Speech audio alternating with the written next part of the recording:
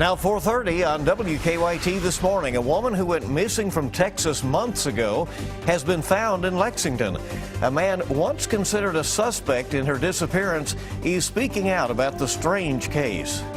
Why some Kentucky lawmakers say it's time to get rid of the death penalty here in Kentucky. Snow has moved through. Now we're seeing some slick spots out there this morning. We'll go over the latest forecast. Will we see it all move out? Coming up. Tracking, alerting, protecting. This is WKYT This Morning.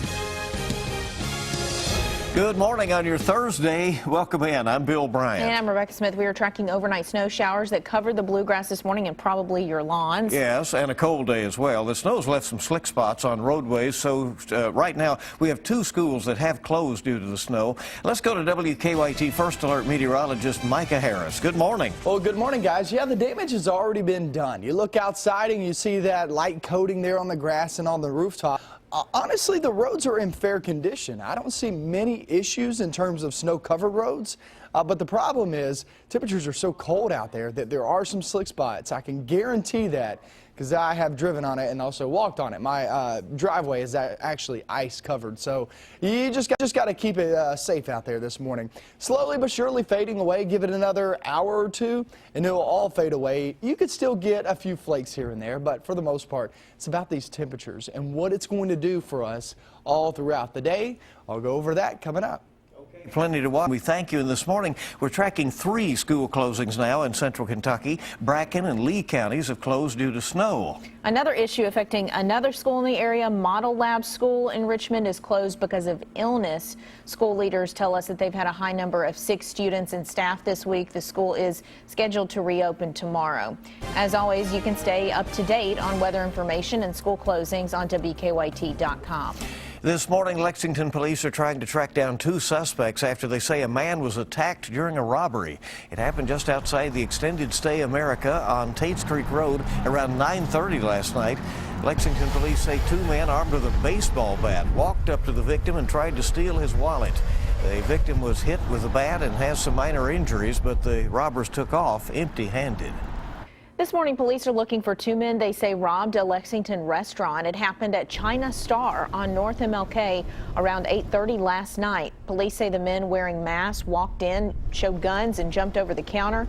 Police say the robbers then stole money from 2 employees before running off. No one was injured. Kentucky State Police have charged a Rowan County couple accused of leaving their infant in the driveway. 31-year-old Carlin Engelbrecht and 21-year-old Jesse Stacy are now facing wanton endangerment charges. The infant was not injured, but police say the couple was arrested because the child could have been injured. A neighbor found the 6-week-old in the driveway, and the child was taken to St. Clair Hospital. The infant and the couple's toddler were taken then by social services. Pull back the blanket, and a baby, just a little baby, just was looking up at me. He wasn't crying. Police say the couple each left their home in a different vehicle, and somehow the child had been left in the driveway. Well, she disappeared months ago from Texas, and police feared something bad may have happened to her, but that missing woman has been found right here in central Kentucky. Interesting twist in this. Lexington police have arrested Christina Davison on drug charges during a traffic stop. She had been working at a restaurant here for several months. This morning, her common-law husband, who claims he was the lead suspect in her disappearance, is speaking out. And Jordan Valines has the story. How well do we really know the people we're closest with? From day one, she was great for our little roadhouse, barbecue joint. Enough to know when they're hiding something. Customers loved her, staff loved her. Enough to know if they're hiding everything. Everything that we were learning now is, it's just absolutely amazing. You never know the people that are close to you or who you're working with. 8 months ago, David Carroll hired Christina Davison as a waitress at Red State Barbecue. She was telling me that she was actually from Arkansas and that she had left from an abusive relationship. Now he has a much different picture of who Davison is after seeing her most recent picture. In May of last year, Davison went missing in her home state of Texas, and many presumed her to be dead.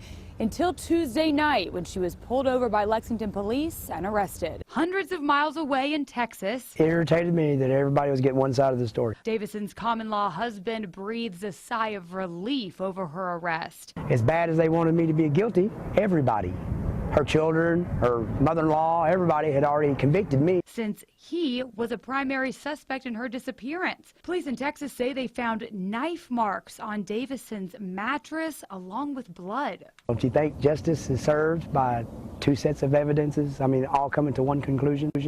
They never asked me about any of it. And the evidence that I had showed that she was gathering money and gathering up things and trying to escape, trying to run, hide. From the Lone Star State to Red State Barbecue, this story is one that neither Craig Davison nor David Carroll would have ever pictured. In Lexington, Jordan Valines, WKYT. Well, Christina Davison is being held in the Fayette County Detention Center on a $20,000 bond. This morning, Lexington Thoroughbred Center is damaged and a jockey is without a home. Firefighters tell us it's all because a candle started the big fire. It broke out around 8 o'clock Wednesday morning at the center along Paris Pike. The fire destroyed a tack shop, a leather shop, and an apartment. The man who lived in that apartment told us he had just moved here from California for jockey training.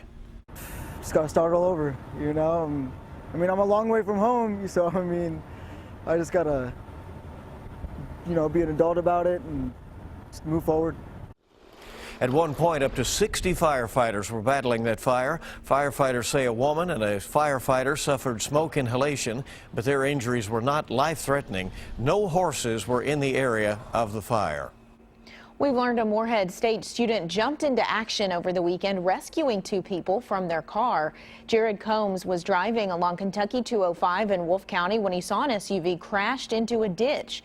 Combs says he stopped to help the two women from their car. He then used a first aid kit he had to help treat them. He says he does not want to be called a hero. I really don't know what really came over me because, you know, sometimes you can drive by a car on the side of the road and not think one time about it and just drive on by, but you see a car completely tipped over in a, like maybe a 8-foot ditch. I mean, you got to be concerned. Combs credits a first aid class he took at MSU for preparing him for the situation. Well, good for him. Well, this morning, the Madison County Sheriff's Office is needing your help in trying to track down a suspect after a string of car break-ins. Investigators say those break-ins happened between late Tuesday night and into Wednesday morning. And they say the man in this surveillance picture later used one of the victim's credit cards at the Richmond Walmart. He has not been arrested. The Madison County Sheriff's Office says he was seen driving in an older model white four-door sedan. It has been debated in Kentucky and around the country for decades. Should the death penalty be banned? Many states no longer have the death penalty as a sentence, and some Kentucky lawmakers think it is time for the Bluegrass State to do the same. Garrett Weimer has the story. Kirk Bloodsworth was 23 years old when he was sentenced to death, charged for the rape and murder of a 9-year-old girl. Everybody in the case of Kirk Bloodsworth versus State was dead wrong. Since DNA evidence exonerated him, now he spends his days pushing to abolish the death penalty. My concern is that we're going to execute an innocent person. If we don't have the death penalty, we don't have a chance to do that. Life without parole makes much more sense. It costs 80% less, perhaps. Senate Minority Caucus Chair Gerald Neal and Representative David Floyd have each filed bills in Frankfort to get rid of the death penalty and replace it with life in prison without parole. We agree on one thing, at least, that the death penalty is beneath our society. We can do better than that. The state has executed 3 inmates since 1976. That's money Floyd says could be better spent. Since that time, we have spent in the neighborhood of $10 million every year on prosecuting and defending the death penalty. Too much money and too many lives. Life without parole is a better punishment. Well, Kentucky last executed a prisoner in 2008. According to the Department of Corrections, 34 inmates are currently on death row in Kentucky. Raising the minimum wage in Kentucky will be a discussion today in our state capitol. House Speaker Greg Stumbo is scheduled to present the bill to the House Labor Committee. Louisville is the first city in Kentucky to raise the minimum wage locally to $9 per hour. Right now, Kentucky's minimum wage is $7.25 per hour statewide. Across the U.S., 21 states have raised their minimum wage, affecting about 2.4 million employees.